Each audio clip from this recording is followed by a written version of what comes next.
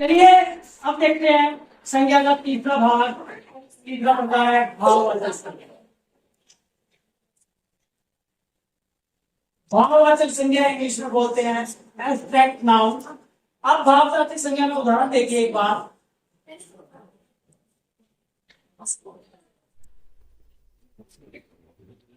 सभी से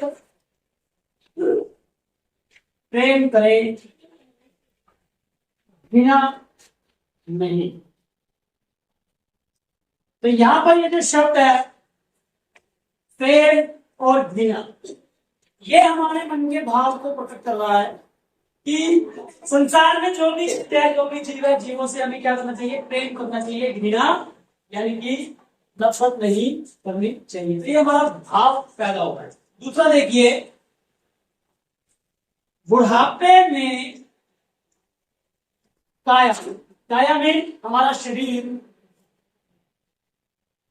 निर्बल हो जाता है। बुढ़ापे में हमारा शरीर या हमारी काया, बुढ़ापे में काया निर्बल हो जाती है। निर्बल मतलब कमजोर हो जाती है। और बुढ़ापा जो हम बूढ़े हो जाते हैं, जब हमारी उम्र ज्यादा हो जाती है, तो वो बुढ़ापा। तो यहाँ पे देखो, यहाँ पे बुढ़ापा और निर्बल दो शब्द लिखे हैं जो हमारे उस भाव को प्रकट कर रहे हैं कि हमारी दशा क्या है।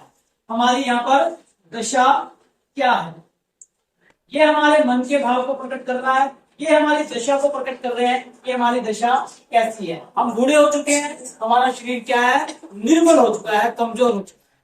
तो बुढ़ापे में काया निर्बल हो जाती है। तो ये जो दो नाम आए हैं बीच में, निर्बल और बुढ़ापा, ये भाववाचक संज्ञा के उदाहरण हैं। एक और देख, संकट के समय में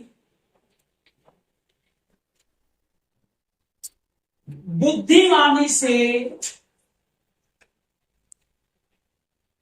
काम लेना चाहिए।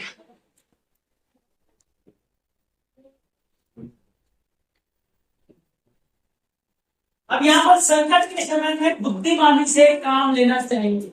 ये जो बुद्धिमानी शब्द है, बुद्धिमानी से यानी हमारे जो काम कर रहे हैं, जिससे हमारे गुण का पता चलता है, तो वो क्या है? भाववाचक संज्ञा। भाववाचक संज्ञा। एक और उदाहरण देखिए,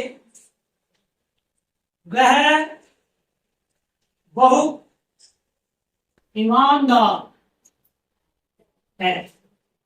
ये जो ईमानदार शब्द है, इससे हमारे व्यक्ति के उस गुण का पता चलता है कि वो ईमानदारी से काम करता है, तो वह ईमानदार है।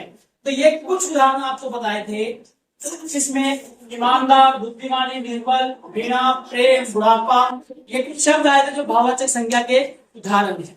अब आपको इन्हीं शब्दों के आधार पर भाववाचक संज्ञा की परिभाषा बताता हूं, जो बिल्कुल साधारण और सरल शब्दों में होगी। देखिए, चलिए अब हम भाववाचक संज्ञा की परिभाषा देखते हैं, जो बहुत सरल शब्दों में आपको बताऊंगा ताकि आपको याद रहे।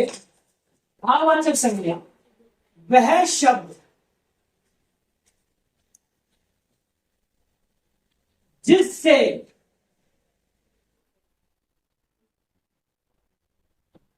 गुण, दोष, कर्म, अवस्था, दशा, जिस शब्द से हमारे गुण का, दोष का, कर्म यानी कि हमारे किसी कार्य का, जैसे हम ईमानदार है तो ईमानदारी का कार्य, अवस्था, हमारी अवस्था बुढ़ापे की है, निर्बल काया है, दशा, हम किस दशा में, हम संकट की स्थिति में है या किस स्थिति में। तो जिस शब्द से हमारे गुण, दोष, कर्म, अवस्था और दशा का पता चलता है, वह जो है भाववाचक संज्ञा। वह क्या है? वह शब्द क्या है? भाववाचक संज्ञा कहलाता है।